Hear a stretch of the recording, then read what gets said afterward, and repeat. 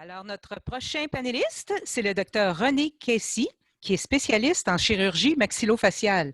Il a pratiqué dans divers milieux hospitaliers, dont le New York Presbyterian, et possède une maîtrise axée sur la microchirurgie nerveuse. Il est cofondateur chez Dermalab et chirurgien actif à l'hôpital Sacré-Cœur. Le docteur Casey est affilié au département de chirurgie de l'Université de Montréal ainsi qu'au Collège Royal à titre d'évaluateur. Dr. Casey, à vous.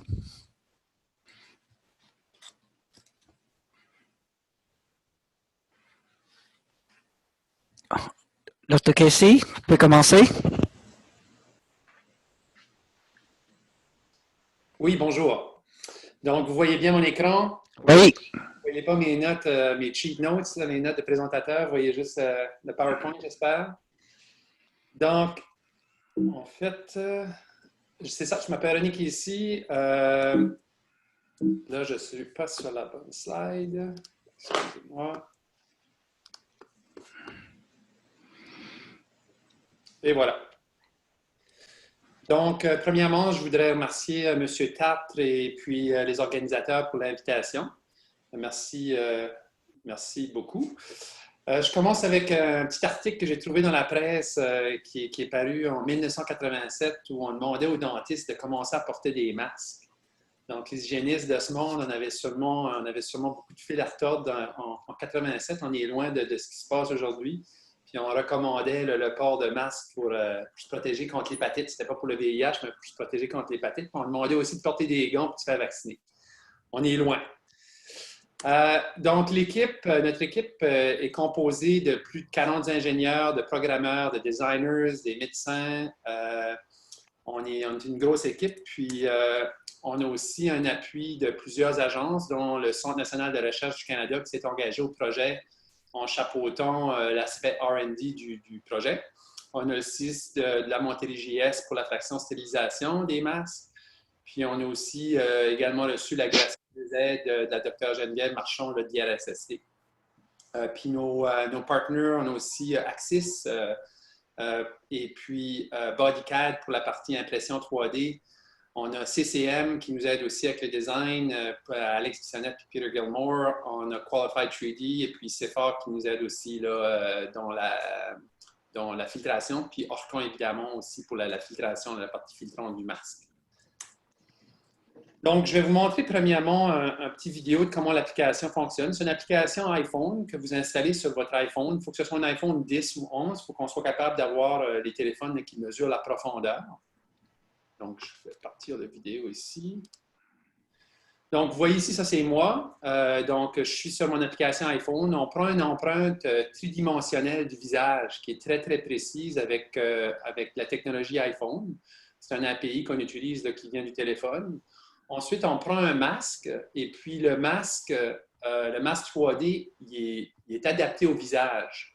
Et puis, ça crée un masque qui est parfaitement adapté à la morphologie de la personne qui l'a utilisé, comme vous pouvez le voir ici. Là. Donc, ça sera un masque qui me ferait là, de façon parfaite.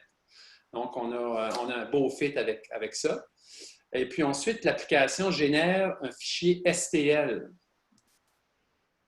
Donc, le fichier STL nous permet ensuite d'imprimer le masque dans un imprimante 3D.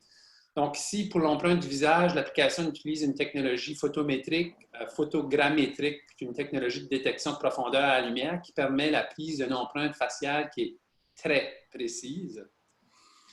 Puis, donc, cette empreinte faciale-là, ça crée un meshing facial. Comme vous voyez, tous les petits triangles qu'on voit sur le visage, qu'on appelle des quantum dots, qui nous permet ensuite de prendre le masque 3D, de modifier sa taille globale pour l'adapter au visage.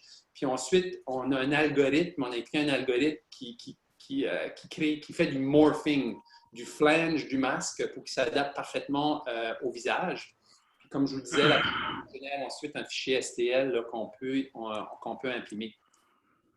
Donc, les imprimantes qu'on utilise, c'est des imprimantes SLS ou des imprimantes HP 4200.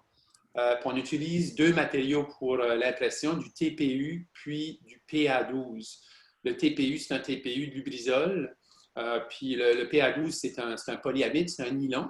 Ce sont deux matières qui ont déjà été démontrées là, comme étant biocompatibles. On a fait des tests ici aussi au Québec qui réussissent les normes là, ISO 10993 pour la cytotoxicité in vitro, puis l'ISO 10993 pour la sensibilisation et l'irritation cutanée.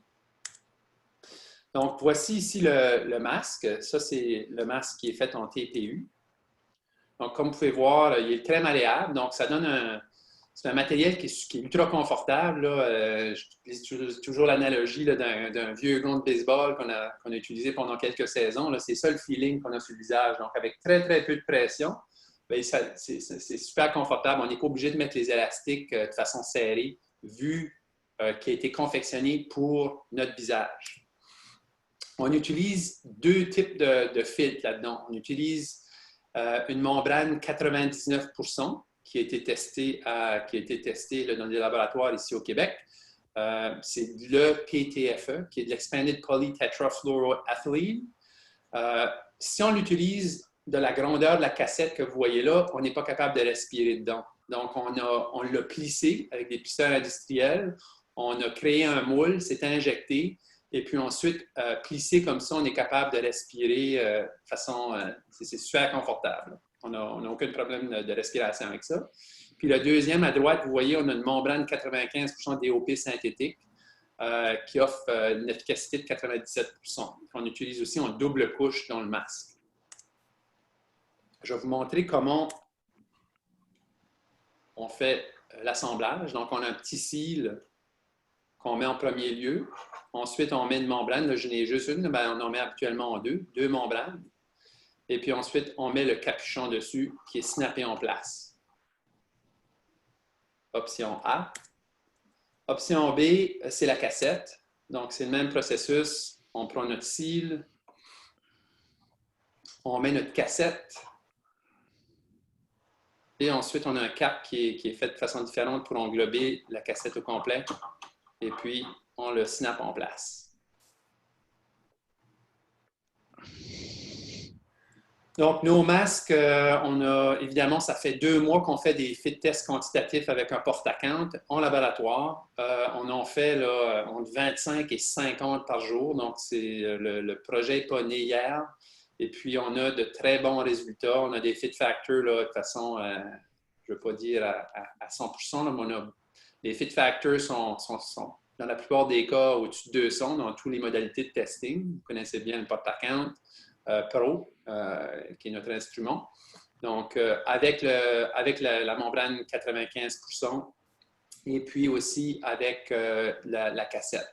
Donc, la cassette, on pense être capable d'atteindre des niveaux plus hauts que le niveau N95. Donc, ça fait plusieurs semaines qu'on est en cycle de désinfection continuelle avec nos masques. Donc, ils sont 24/24 dans des stérilisateurs. Et puis, on utilise le Stéris Reliance Vision SC. Vous connaissez probablement le protocole. Donc, c'est 2 minutes de pré-lavage, ensuite un lavage entre 50 et 65,5 degrés. Puis ensuite, c'est 16 minutes de rinçage à l'eau chaude, à une température maximum de 90 degrés. Puis ensuite, il y a un séchage de 16 minutes.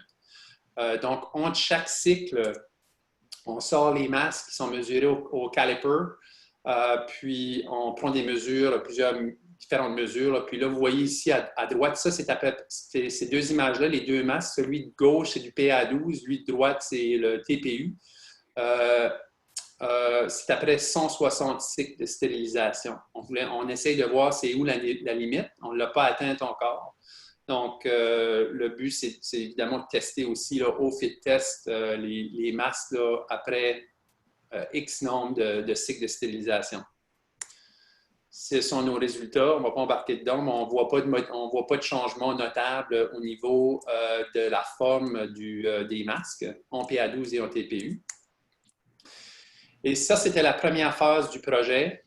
Donc, on est en phase 2 active depuis à peu près 1 mois, surtout avec l'appui du gouvernement fédéral, avec le CNRC, qui nous aide activement à produire des masques. Ça va être les mêmes masques avec les mêmes matières, mais ils vont être moulés. On va avoir 3 grandeurs, small, medium, large. On a pris des visages type nioche pour confectionner 3 formes de masques. pour qu'on puisse en produire environ 1 million par mois. Les masques 3D, imprimés 3D, c'est limité parce que ça prend quand même à peu près 20 heures avant un cycle d'impression. Donc, on peut en produire à peu près 50 000 par mois avec les ressources qu'on a présentement en main. Donc, c'est notre projet. Merci beaucoup.